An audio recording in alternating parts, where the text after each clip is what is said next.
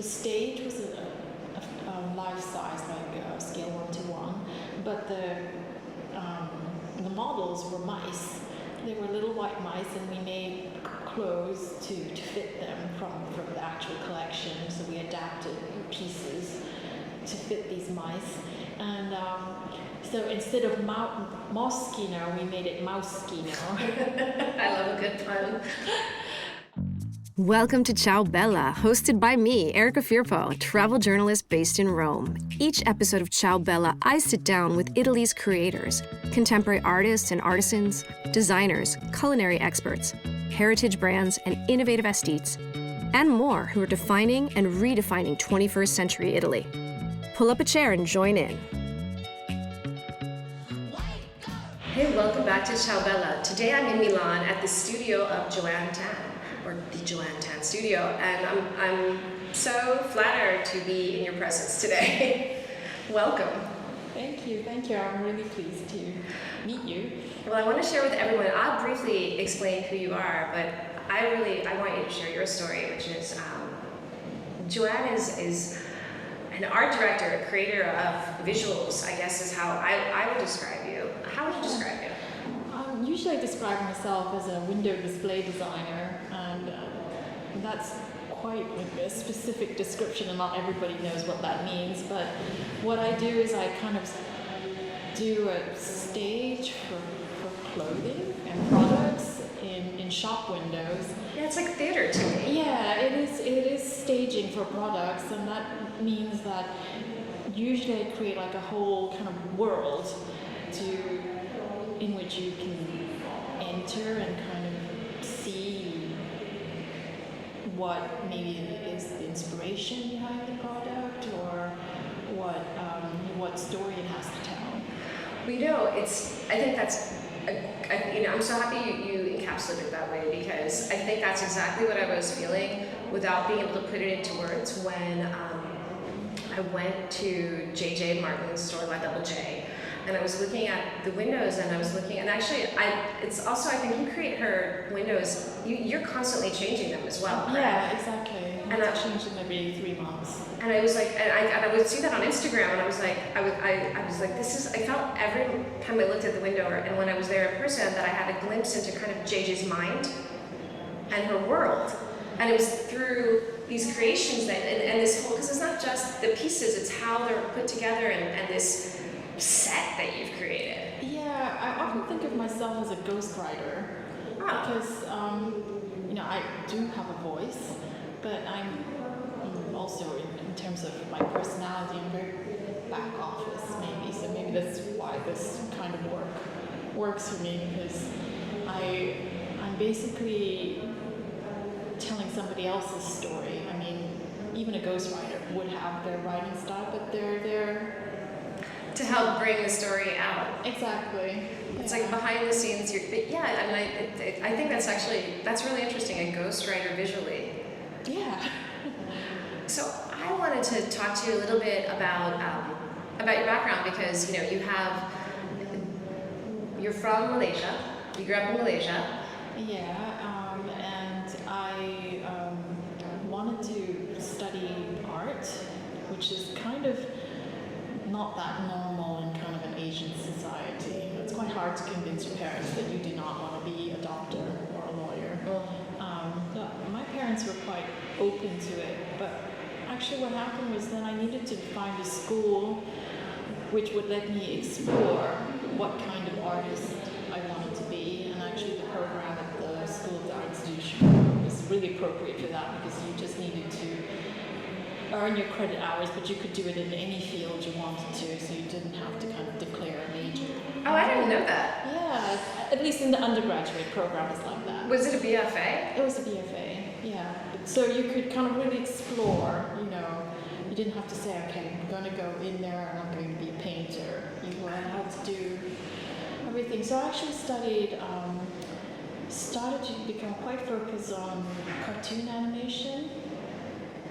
And but I was also interested in crafting, which kind of led me to fashion a little bit. So this was in the early 90s, right? Early 90s, yeah. And so what happened was, Did they even call it crafting in the early 90s?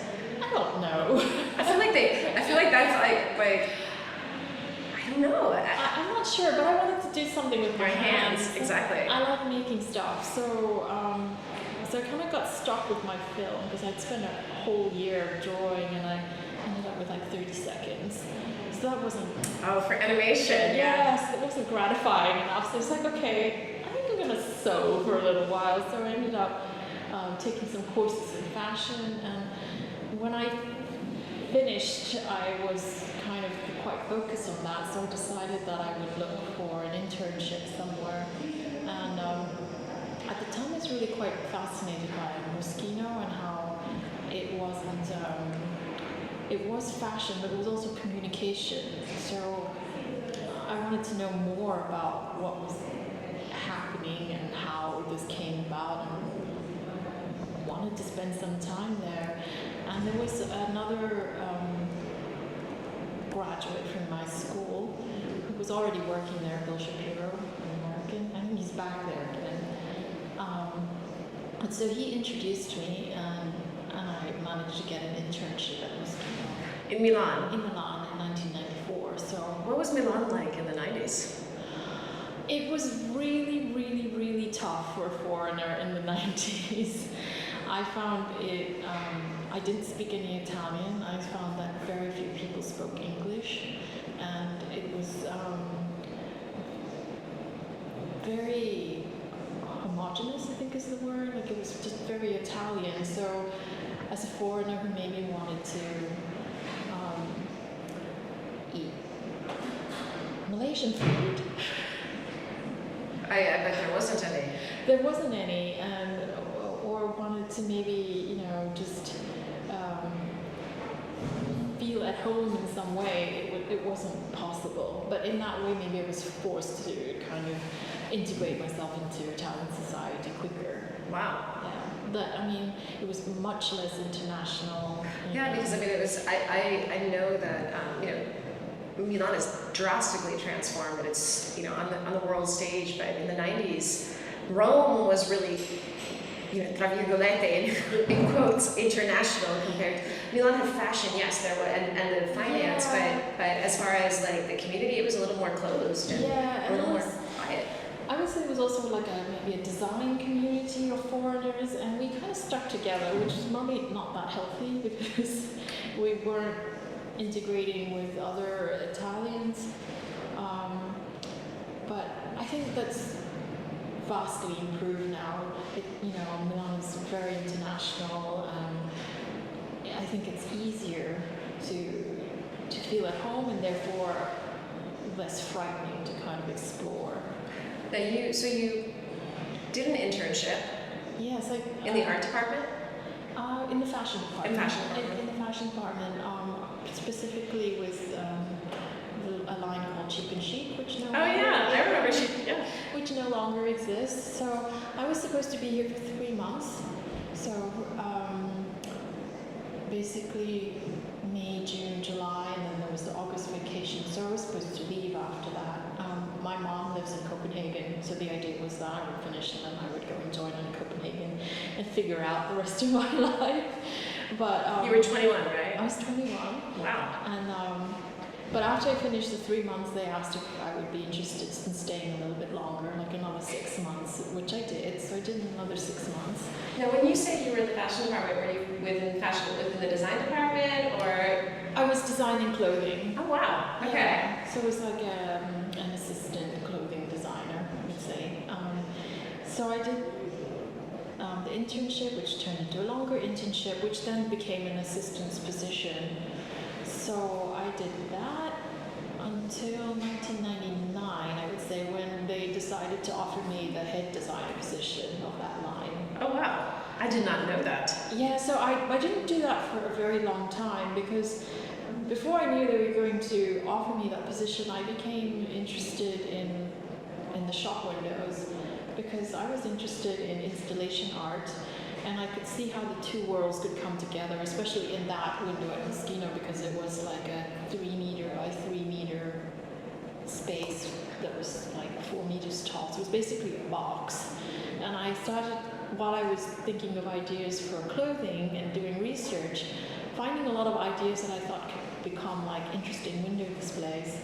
So I spoke to the creative director at Moschino at the time, which was Rosella Yardini, and I said, how would you feel if I did that? Wow. Did the window displays? And she said, well, why don't you do a proposal and then we'll talk about it. So while they were maybe behind the scenes discussing that I might take over designing the line as head designer, I was thinking I was going to become like their window designer. So I came up with a project and I showed it to her. She said, sure, okay, you can do this now. So I remember that roughly at that time, wasn't that like the apex of like the windows at Barney's with Simon Doonan? Exactly, yes. I would say that the window displays I did at that time were probably more minimal than the work that I do today. But I was just starting to explore it as a medium, and it was really amazing to be able to explore it in such a public.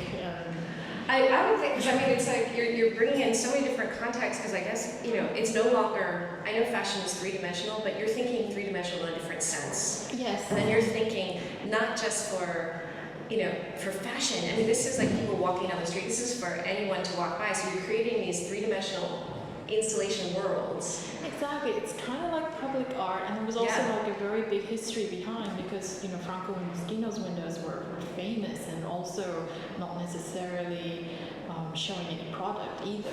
I mean, it was a very famous one he did where he just put a little nativity scene on the floor, and that was it. That was his Christmas window. Yes, it was. There was also some big shoes to fill, and also I was fortunate there was a certain amount of budget to experiment with as well, so I wasn't limited even in that sense. Although at that time I was really naive, I had no idea how fortunate I was. I was just like, oh, I'm doing this thing, it's great. Wow. Were you, when you started doing the window design, the window staging, the window sets, was it only for Milan? Or with a brand like that, does that get duplicated in other places? Yeah, I think it was Milan Sant'Andrea, and also the store in Via Durini, which is now the B&B store. And so there was basically two designs, and they would get replicated. So I would do the first one, and then depending on the shape of the window of the store, like the store in New York would kind of copy the store in Sant'Andrea because of the dimension of the window. Whereas maybe like a jeans store in Rome would follow the Via Durini window. So they were replicated, but obviously on a smaller scale. And so the main theater was Milan? Yeah, the main theater was Milan. And then we would do like 3 or 4 reproductions that we then brought to the other locations. So you were head of design for Cheap and Chic, and then all of a sudden, then you transformed into art director, or? Actually, I was doing both simultaneously for about a year and a half. I remember I did 3 seasons as head designer of Cheap and Chic, but I was basically working night and day. I can imagine. Those are 2 full-time jobs. And so after 3 seasons, I went back to my creative director and I said, I think I'm going to have to make a choice here because I don't think I can keep this up. And she said, so what do you want to do? And it was a hard choice because, when you start off as a young fashion designer, starry-eyed, the goal is to become head designer. But at that time, I really had to ask myself what I was more excited about doing. And I chose to continue with this window display design route. It was there wasn't a clear path for where that was going, but I enjoyed the process a lot. I liked that it included the possibility to continue working with my hands. So, what are some of your favorite window designs that you did for Moschino? I always think of 2. One was this little fashion show where the stage was a life size, like scale 1:1, but the models were mice. They were little white mice, and we made clothes to fit them from the actual collection. So we adapted pieces to fit these mice. And so instead of Moschino, we made it Mouskino. I love a good pun. And that, to me, still remains. Mainly because I like that I felt like got the humor right, and also just the kind of the process of making the mice was so enjoyable. So you're making everything yourself by hand? Yeah, I mean, these are a bit bigger than the ones that we made for Moschino, but yeah, I became fascinated by flock at that time. Flock is this kind of it's like short velvet hairs that you find maybe on like hangers of clothing or the inside of suitcases, or also the dashboard of cars. Oh yeah. So basically, there's a gun that you put this material in, and you switch it on, and it kind of shoots it out at right angles, so everything comes out straight, and it attaches to the surface that you've applied glued on. So I was thinking like, what can we do with this stuff? And the first thing I had made with mice, and one day, I still have this in my head, I'd like to do something that they use it to make mold, because if you have it in the right color, it really looks like mold. Oh, that could be actually pretty cool, yeah. Yeah, but I mean, no client has said yes to a mold project. Not even JJ? Well, maybe JJ. I feel like that might be in the future somewhere.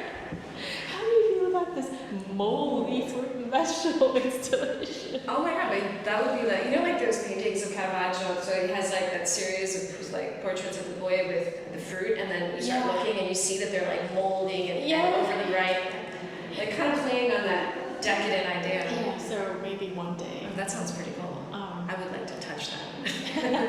Well, you'll be the first person So you were, I think I read that you were with Moschino until 2010, or is that? Actually, I worked full-time there until 2010, but I continued until 2013. I did another 3 years as a freelancer, as a consultant. And I left because Rosella left. Okay. And I always saw her as a mentor and almost a mother figure. And when I left Moschino to try other things in 2010, it wasn't my attachment to her that made me continue to work as an external consultant. So when she left, I felt like, okay, well now it's really time to go. Was that when you started Joann Tan Studio up on your own? I started that in 2010. In 2010, I had just finished Maison Moschino, which is the hotel. Oh, Moschino.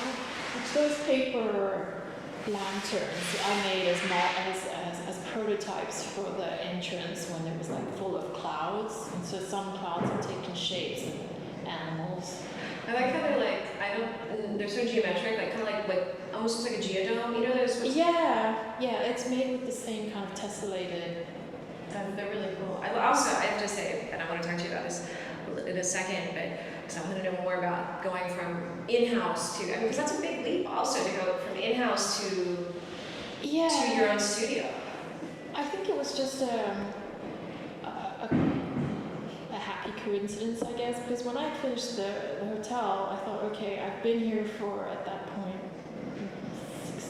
16/17, going 17 years, and I thought, okay, I think I need to try something else. Not because I'm not happy here, but I need to see what it's like to work for other people and other brands and do other things. And I thought to myself, the first thing that comes, I'm going to take it, no matter what. And the first thing that came through was to design and produce the windows for a big department store in Stockholm called Nordiska Kompaniet. Is that the one that's NK? Exactly, Mm-hmm. yeah, and that's like the equivalent of a Harrods or Inocente, but for Stockholm. And How did they find you? I had some friends here who often came for like design week, and there was when actually that's also the interesting thing. When I finished with Maison Moschino, we were looking for somebody to help design like the digital communication part, and I had like recently had dinner with a friend that had a studio that was quite specialized in that in Stockholm. So I asked him if he would be interested in doing that job. And so we worked together for this short project. And he was actually the person who brought me into this project for the windows at NK. And yes, it was just kind of like a weird little Give and take, right? yeah, and at some point, but it was so different from what he did. He stepped back, and his business partner at that time, Milan, became my business partner. So there was like this weird, yeah, and she still is my business partner today because she was the person who kind of project managed that whole client, and then we kind of decided, okay, well, this is just something else, so we'll take it forward together. So she's my business partner today, and actually this year I dropped NK as a client. What are some of the clients that our listeners may have seen aside from Moschino, aside from NK? I know there's Hermes. Yeah, I worked for Gucci when Peter Dundas was there, and I've done some work for Fendi and Val. Yes, I think I know what you're talking about. Yeah, not a lot of projects, but I've done a couple of projects for them. Well, I think this is what I mean when I was looking. I remember I was in my double J when there was this big owl, and I was kind of fascinated. And actually, you guys were taking down the owl. Oh, okay. And I was staring at it because I loved how it was like little tiny pieces of colored paper. Like it was huge. Yeah, it was. But I couldn't put the craftsmanship because it had. I mean, you could see like the hours of labor to create that owl. And I was looking at it, and then I was looking at some other things, and I looked at your name, and I started thinking. So I went on your website, and I did a deep dive research. And I was like, oh, and I started to see. I was like, that's so interesting because I've seen what she's done for Gucci. I know what she's done for us. Like all of a sudden, my mind was like a collage of images of the work that you've done, and I think it's inadvertently, or not inadvertently. What's the word I'm looking for? Just you've been in my visual panorama. Your windows have been in my visual panorama, and probably a lot of people's without us knowing that it was you. It's been fascinating, And then when you start to piece it together, you're like, oh wow! Like I started to get your world in a weird way.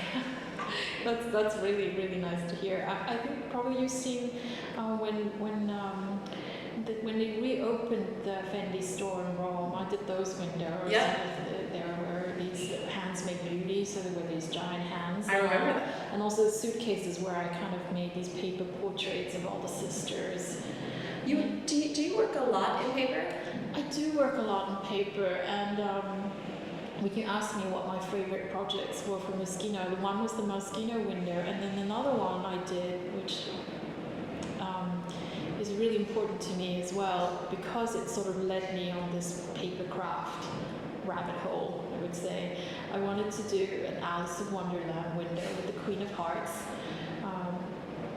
and I decided that the Queen of Hearts on her soldiers were going to be made entirely out of paper, and so it's like, okay, how am I going to do this, And I just decided I'm going to try and make this face in paper and see if I can do it, but not knowing at all if I could or could not, and realized, okay, I can do this. I can make things out of paper, and it's just become like a real passion of mine. Yeah. I mean, you can see that you really love it in the creations. I'll say, just the detail of them. Like for me, I'm like, she really, really loves paper. Yeah. I love paper. It's so light. It's so flexible. It's you can do it on your kitchen table, and it's an inexpensive material that you can really, build into something huge. I mean, in the end, paper is wood, you know, so if you layer it up enough, you can really make something super strong. Yeah. And one of the funny things about these paper creations is often they seem like they might be really delicate, but I've learned like when transporting them or bringing them back and forth, they're actually not as delicate as, of course, you know, you can't sit on one. Right, you can't hit it per se in action. Yeah, but you can put it in a box and take it places, you know, and it doesn't get that.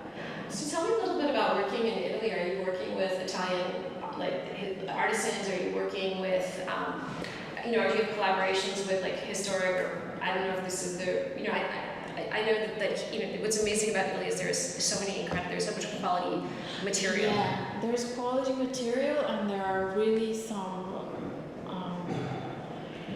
How would I describe it? But there are some expert craftsmen here who are really a living treasure that I really don't know what's going to happen when this whole kind of generation retires, which has already started to happen. I mean, every time somebody brings up this subject, I talk about this man or metalsmith. His name is Joann, and he made all the metal structures for the headdresses for La Scala. And it's something completely hidden. You don't see it because usually after his part is done, it's then covered in fabric and beads and blah blah. But the line work behind that is really amazing. And he's retired now, and but every once in a while I kind of like poke him out of his cave so that he would make a structure for me.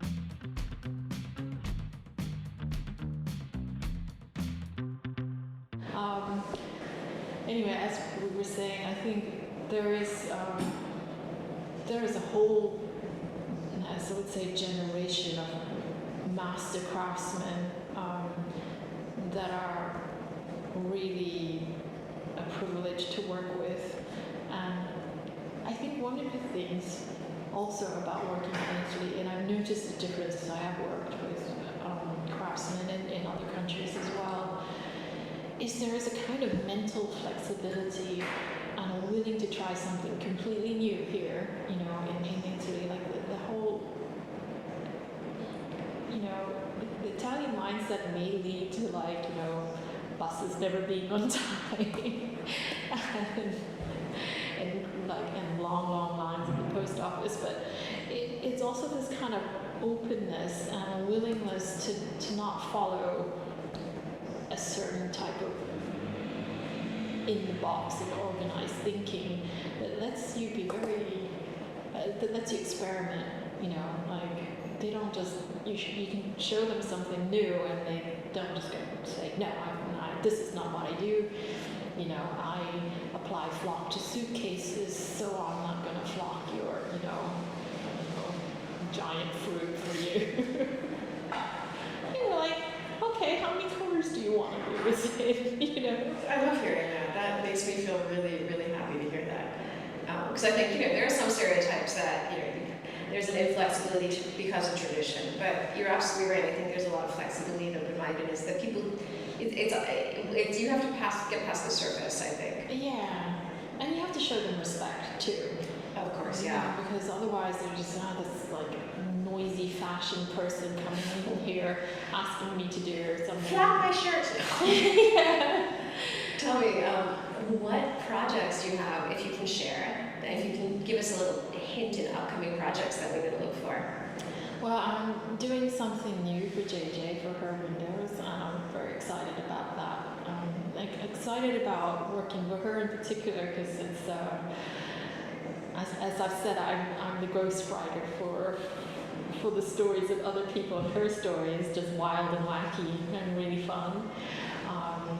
I'm also on the other end of the spectrum. I work currently working for Milan Extra, which is is it the luggage, correct? Yes, and handbags. And handbags, Yeah. yes, handbags, exactly. Yeah, but also luggage, and that's a different world, but also a very nice collaboration, very open dialogue between the there, and also his kind of retail directors. So that's a nice project. What is your dream project?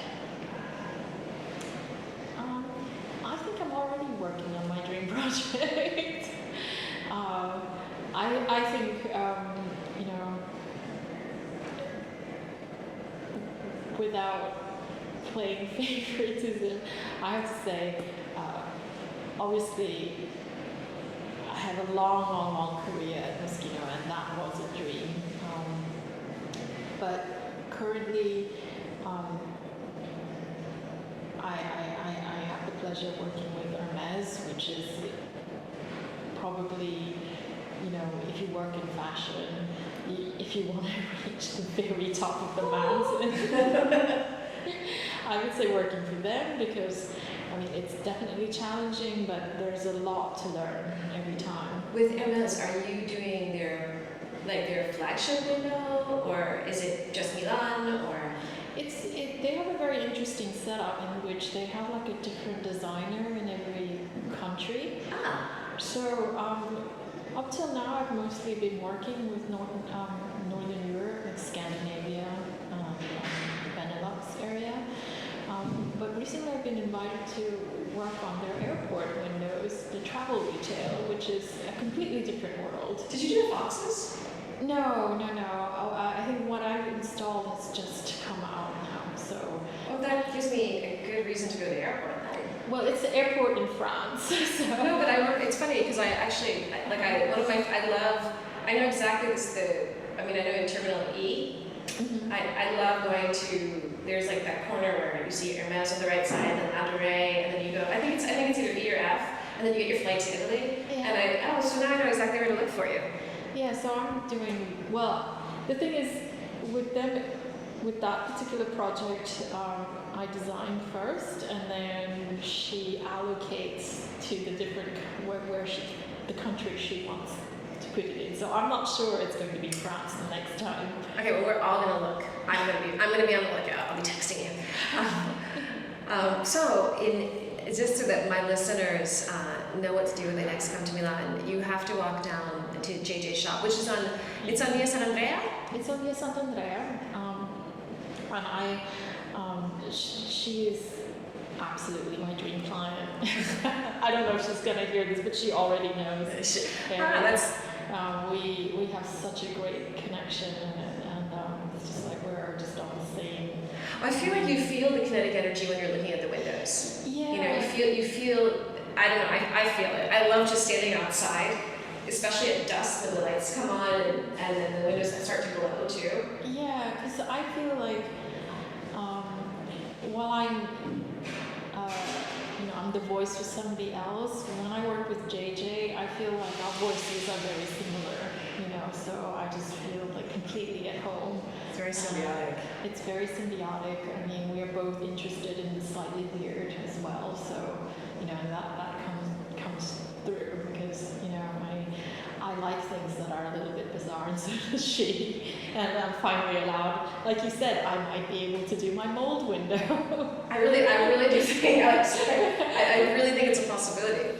You know, I was on your site and I saw that on your site there are some pieces of yours that people could acquire. Is that still happening?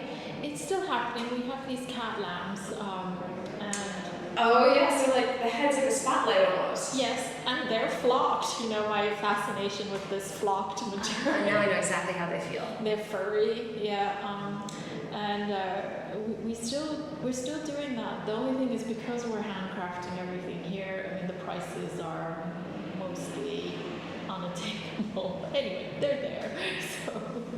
Well, you know, I think for people who can't, you know, who don't get the opportunity to walk down Via San Andrea or walk in the airports, you know, we're walking around Stockholm. That might be something to take a look at. And I know I would. I'm so excited. What I also really love is that I feel like you brought, you know, we've been at home for 2 years. Everybody's now like made this transition to doing everything online. It's really nice that you're bringing like your windows bring people back outside. Yeah, and I think that's one of the satisfying things about doing window display is that it is for everybody. you know, it's nice to know that that literally it's not in any way exclusive. You know, everybody can come and see this, and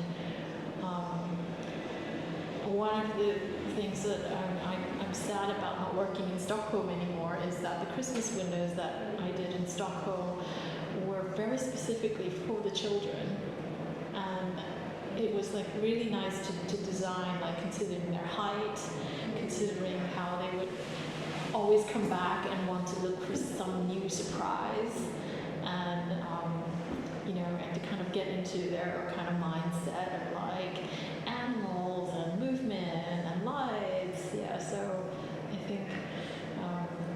I mean, again, this you really it is you are. This is so theatrical because you're thinking of the audience, you're thinking of the space, the three-dimensionality. I think you need to. I think it would be great actually if you did that. Something like Christmas windows for Rome.